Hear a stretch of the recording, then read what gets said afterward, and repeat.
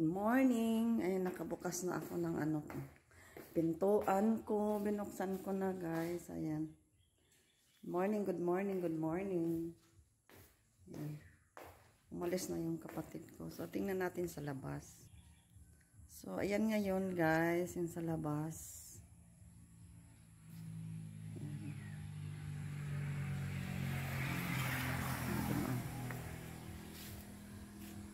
Ayan, dito yung ano ko.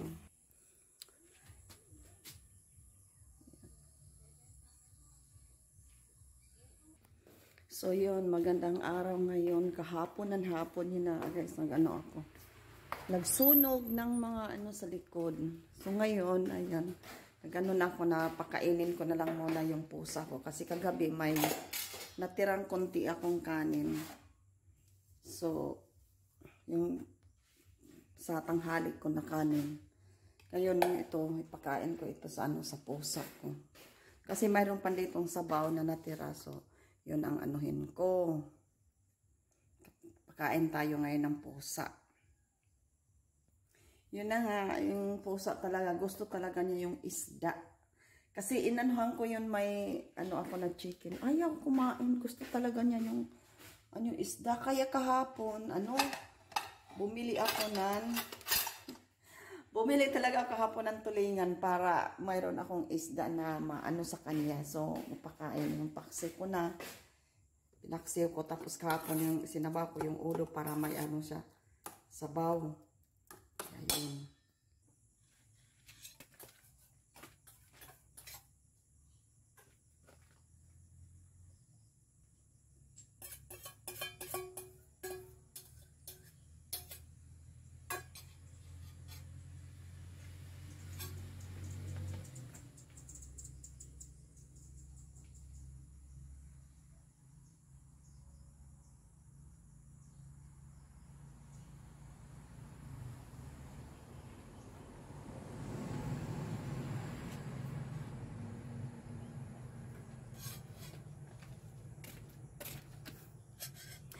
Alam nyo, nilagay ko lang ng sabaw. Yung kahapon na sabaw. Lagyan ko ng, kasi may pakseo. Lagyan ko na lang, nahaluan ko ngayon. Habulan ko ng pakseo. Ayan, oo, umalis na siya. Talaga naman, oo. Nakakatawa ko, ano talaga itong pusa na to. Ayaw talaga, kasi ano lang, yung sinubukan ko lang siya na, ano, yung sabaw lang ng kahapon. Ayaw niya, iniwanan niya ngayon. Ayan, inanuhan ko siya ng paksiw na ano, yung isda nga kahapon. Ayan siya, ayan. Makain na siya. Napakaano talaga. Napakaano talagang pusa. Tapos, lagyan ko sila ng ano, sahig. Ayan yung mga ano, anak. Ayan, oh. Lagyan ko yan ng ano, ng sapin. Ayaw ng ano, ayaw ng sapin. Pinag-ano nila, kaya hindi ko na, hindi ko na nilagyan. Bahala siya. Kaya yun. Ayan, kumakain na yung ano, kumakain na yung nanay. Mga pikit yung mata, o iwan ko ano nangyari sa mga anak na yan. Iwan ko. Hindi naman ako ano, ng mga alagaan ng ano, kasi nung high school ako ay talagang galit na galit ako sa ano, sa pusa. Kasi yung kusina namin, yung abuhan namin ay lupa yun. Lupa yung dati. Pagkatapos noon, doon sila tumae. Alam niyo ba yun yung dirty kitchen na yung mostly sa noon ay ano yung lupa lang yung nilalagay sa ano sa para tapos yung ganyan yung ano namin dati. Tapos yun, hinukuha kasi doon sila tumae. Kaya, yun, ayaw ko talaga ng pusa. Ayaw ko talaga ng baho. So ngayon, itong pusa na ito, ay dumating dito sa amin talaga. Hindi namin yun, dumating dito sa amin. Tapos yung anak ko na nandoon sa Canada, sabi niya, nang umalis na siya, mama, pakainin niyo lagi yung bigyan na ng pagkain yung pusa na yan. Tapos hindi ko alam na babae pala siya. Ngayon ayun, pinapakainan. Tapos simula noon, hindi talaga ako. Hindi doon, may kami doon, may dirty kitchen. Pero yung simento yun, yung flooring niya, ay yung niya ay simento. Pero sa kabila, medyo may Hindi talaga siya doon aakyat. Hindi siya doon aakyat talaga. Tapos, sa baba. Tapos, hindi ko napansin na ano siya, yung nagkalat siya ng tain niya. At saka doon sa labas, wala akong maamoy na, ano, na yung tain niya, di ba, maano yung, tapang talaga yung tain nila. Hindi talaga ako nakaamoy ng tain. Iwan ko kung saan siya tumatain. Yun yung nagustuhan ko sa pusa na yan.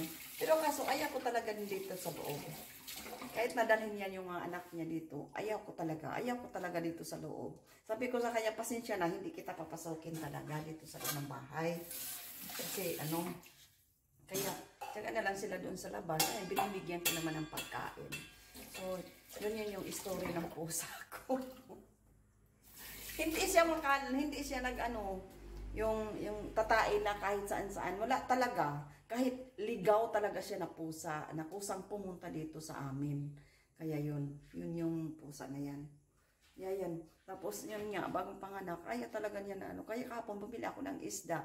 Tapos sabi ko, bili na ako ng isda. Tapos yung 2 piraso, so ipaksiw ko yung kasi 2 hiwa lang yung sinabaw ko kahapon para makahigop siya ng sabaw. Tapos ngayon, yun na nga, yung sabaw na natira kahapon, yun ang binigay ko. Ayaw! Gusto talaga niya. Wala may halo na na isda. Lokat talaga yun. Kaya yun, buti may pinaksiw ako na yun na lang ang pinag-ko sa kanya, yung paksiw. So yun guys, yung So na ako kaya maghanda na ako ng ng almusal ko. So ayan guys, kain na ako. Mayroon akong tea. Mint tea, yun ang ko. May din ako, yellow Lipton din dito. Ayan. Pag tayo mag-tea. So, ito yung bread. Ayan. Tapos, mayroon ako dito kamatis at saka pipino. At mayroon ako dito pumilo. Yung dala ko ito yung galing Davao. Bumili ako doon. 80 pesos yung kilo. So, kain na tayo.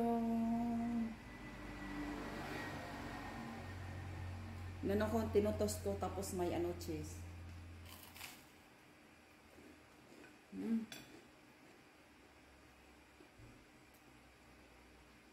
Lambot. See you later. Kain muna ako. So, ayan guys. Naubos ko na yung bread ko. May 2 slice na pipino. Kainin natin.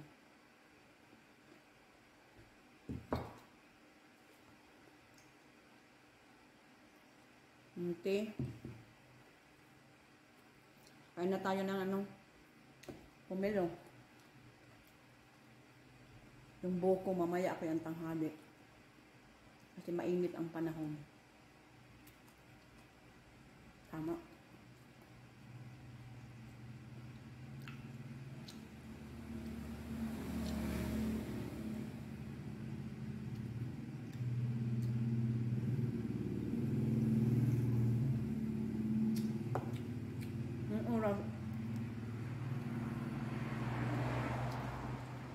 Alas 8 na. Alas 8 ng umaga. Ang dami akong labahan.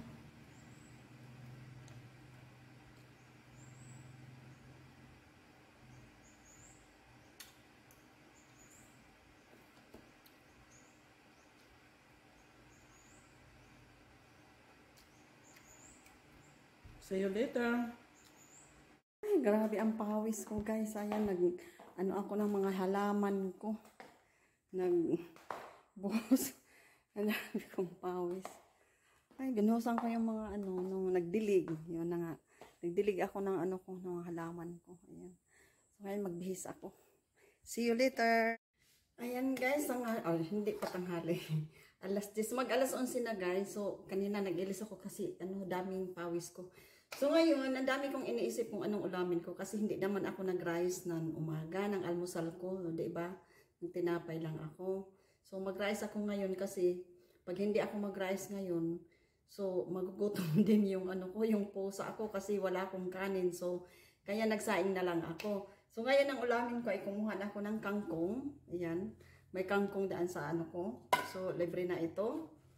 Tapos Mayroon akong ampalaya, ihalo ko na lang ito. Siguro ako pa ang nakaano ng kangkong at saka ampalaya na igisa, na ihalo natin. So yun ang ano ko, yung pananghalian ko ngayon. Tapos may ano ako nga, yung ginamos sa Bisaya, isawsa natin. Tapos may paksiw ako. Yung paksiw talaga ay para yun sa puso. So ngayon, mag-slice ako ng ano ko muna, ng mga ricado ko. Itong ampalaya, so yun. So, ayan guys, dito kakain na ako. Yan yung ulam natin. Gusto ko lang dito sa labas, Gusto ko lang dito sa labas, kumain kasi, mahangin. Kaya, solo bodol.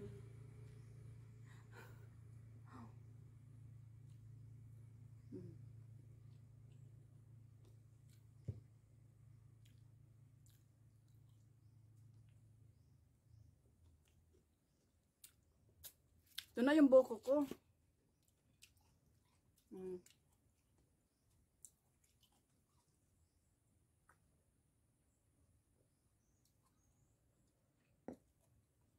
Sarap. Yung kanin ko ay dito ko sinaing sa Yan, yung kanin ko. Dito ko sinaing sa kahoy. Masarap pag sa kahoy. Hanggang ano mo.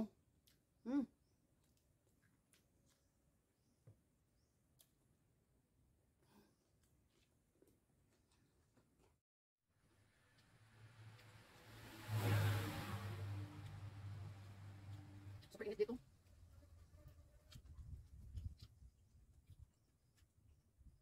Mahangin.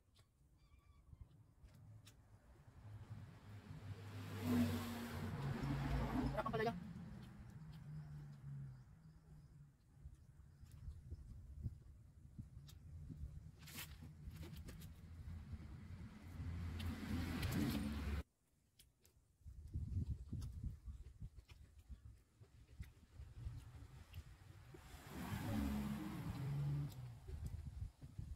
Sarap sa ano pa yun, ang palaya.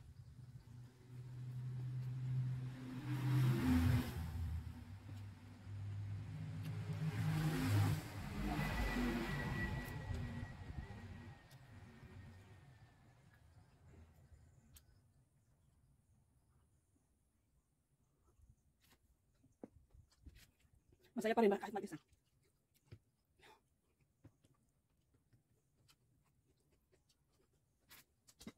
Matayo kanin. Sarap yung kanin na niluto sa yung panggatong may kahoy.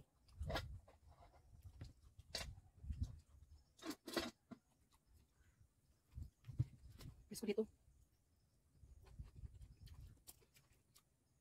Sarap kung mayroong saging. Sarap pag yung sarili mong gawa na bagoong na dilis.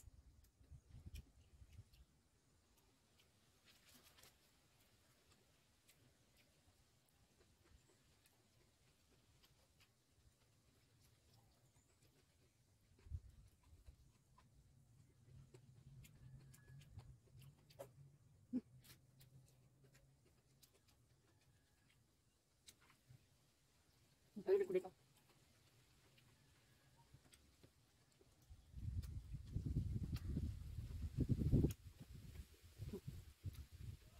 Hangin, okay na yung hangin.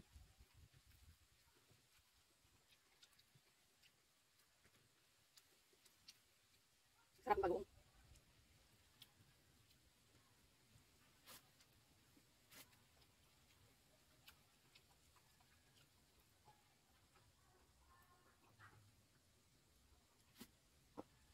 Nabusog na ako.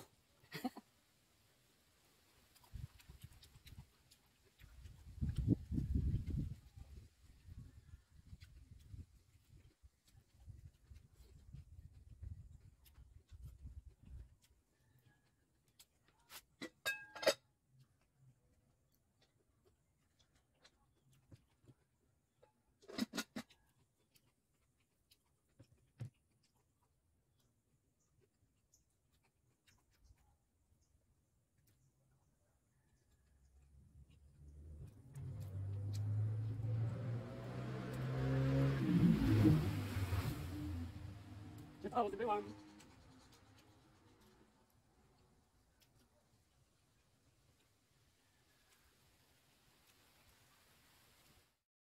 Yun, dito ko natapusin yung ano ko, yung vlog ko ngayon. Ayun na araw. Hanggang ano lang tayo, tanghali. So mamayang gabi ay may natira pang ano dito ulam. So yun na lang yung anuhin ko mamayang gabi or hindi na ako kakain. Ilagay ko na lang yan sa ref para bukas pwede ko pa maulam. So, mamaya, gusto kong umalis. May puntahan na ako tapos bibili ako ng flour. Pag hindi ako matamad, so ngayon matulog muna ako tapos na ako kumain, matulog muna ako. So, yun guys lang. Yun lang guys. So, yun. Mahangin dito pero pinapawisan ako dahil sa sarap ng ano ng kinain ko. Mayroong manok ko.